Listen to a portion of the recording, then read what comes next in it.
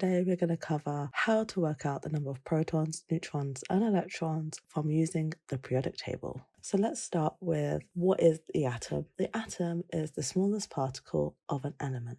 So what is an element? An element is a pure substance which is made from only one type of atom. There are 118 different types of elements and they're found on the periodic table. So let's draw a structure of an atom. An atom has got the electron shells, and on the electron shells are negative electrons. Inside there are nucleuses, and in the nucleus we have protons and neutrons.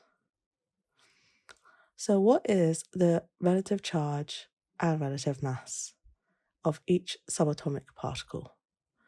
The relative charge of electron is negative, and it's very small, or 1/2000. Proton's relative charge is positive and its relative mass is 1. Neutrons, which I spelled incorrectly, I'm sorry. The relative charge of neutrons is 0 and the relative mass is also 1. The atom overall charge is 0. So that means that the number of protons must equal the number of electrons. So let's just look at what a periodic table kind of looks like each of an element. So there will be the element symbol, the element name, the mass number, and the atomic number, or also known as the proton number. The atomic number tells us the number of protons in that element. The mass number tells us the number of neutrons and protons in that element. So let's look at lithium. Lithium has an atomic number of 7 and a mass number of 3. Therefore, the number of protons is 3. The number of neutrons is going to be 7 minus the 3, which is 4. And the number of electrons is 3. Why? Because the atom is neutral. It has an overall charge of 0.